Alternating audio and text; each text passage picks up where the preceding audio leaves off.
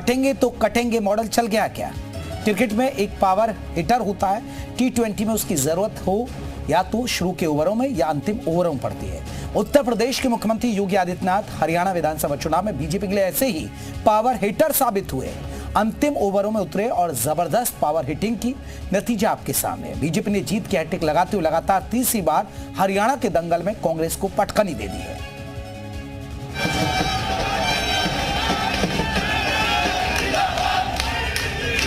मैंने कहा था ना कि बटोगे तो कटोगे। जो राहुल गांधी जी आपके पास आते थे खटाखट खटाखट कहने के लिए, आज वे यहां से तो पहले मैदान छोड़ करके सपाचट हो चुके हैं। बीजेपी ने योगी आदित्यनाथ के हाथ में जब भी बल्ला थमाया, उन्होंने निराश नहीं किया, परफॉर्म किया है।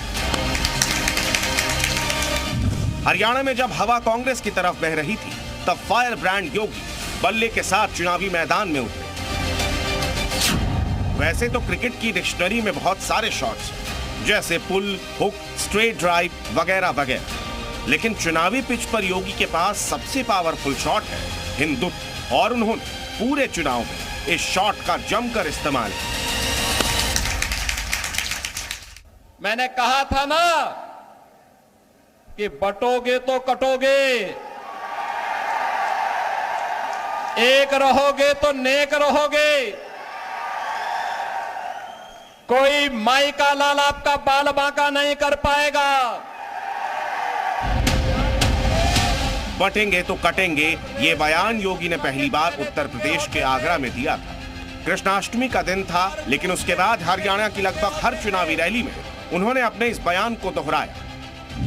योगी ने हरियाणा की 11 विधानसभा सीटों पर चुनावी रैली की। इनमें से बीजेपी को 7 सीटों पर जीत मिलती दिख रही है, यानी योगी का सक्सेस रेट 63% है। जिन 7 सीटों पर योगी मैजिक चला है, उनमें सफीदों, नरवाना, असंध, फरीदाबाद NIT, बवानी खेरा, हांसी और पंचकुला विधानसभा सीट शामिल है।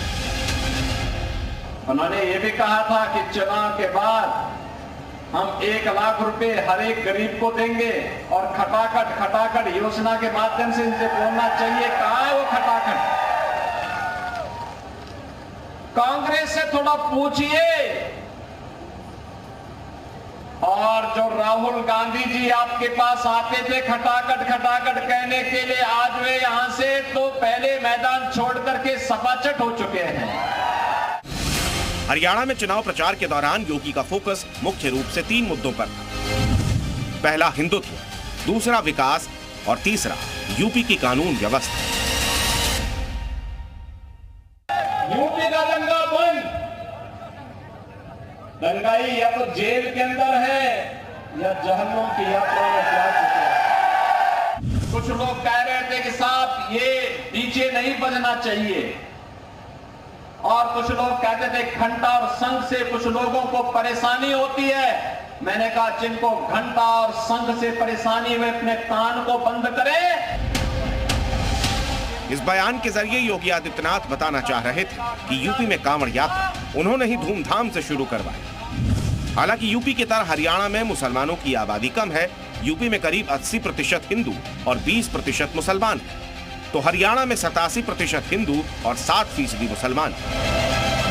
बीजेपी को हरियाणा का परिणाम देखकर लग रहा है कि हिंदू एकजुट रहे।